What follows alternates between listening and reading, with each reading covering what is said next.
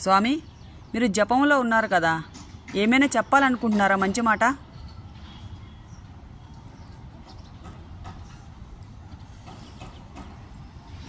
మంచి మాట తల్లి.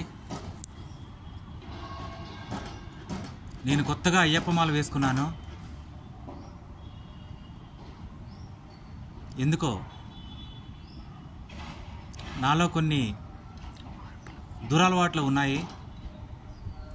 ఈ అలవాట్లు పోగొట్టుకోవడానికి, నా జీవితాంతం ఒక మంచి ప్రవర్తనతో ఉండడానికి నేను ఈ మాల వేసుకున్నాను.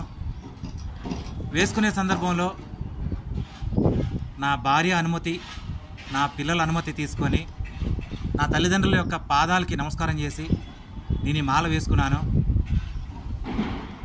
నేను కొన్ని విషయాలు, దురలవాట్లు, నిత్యం తాగేవాడిని, నా భార్యకి విపరీతంగా కొట్టేవాడిని, తాగేసి పనికి వెళ్ళేవాడిని కాదు, విపరీతంగా డబ్బు ఖర్చు చేసేవాడిని. నేను ఇవన్నీ ఆలోచించాను.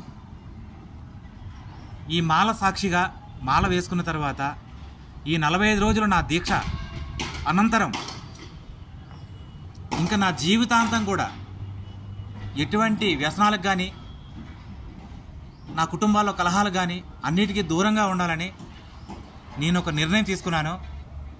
ఈ మాల 45 రోజులు ఏ రకంగా అయితే ఉన్నానో, మాల అనంతరం కూడా నేను ఈ అలవాట్లన్నీ మానేసి చక్కగా నా నూతన జీవితాన్ని ప్రారంభించడానికి నేను ఎలా ఉండాలో, భవిష్యత్తులో ఎలా ఉండాలో, ఈ 45 రోజులు నా దీక్ష, నా యొక్క ఈ పట్టుదల, ఈ యొక్క ఆచరణ అన్నీ కూడా అలవాటు చేసుకొని నా తర్వాత జీవితంలో కూడా ఇవన్నీ కంటిన్యూస్ చేయడానికి నేను ఈ మాల ధర నేర్చుకున్నాను.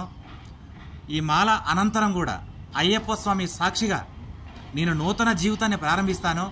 ఇంకా ఎప్పుడు కూడా ఈ దుర అలవాట్లకు దూరంగా ఉంటానని ప్రామిస్ చేస్తూ చెప్తున్నాను. నాలాగే అందరూ కూడా ఏవైనా మన మనుషులం ఏవో కొన్ని దుర అలవాట్లు ఉంటాయి, వాటిని దూరం చేసుకోవడానికి ఈ మాలధారను ధరిస్తాము. చాలా మంచిది.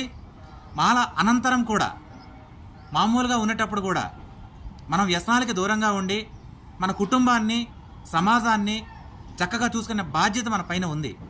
అందుకని మాల అయిన తర్వాత కూడా మనం ఇదే రకంగా జీవితాన్ని కొనసాగించడానికి మనం ప్రయత్నిస్తే వ్యవస్థ చాలా బాగుంటుంది. జై అయ్యప్ప స్వామి.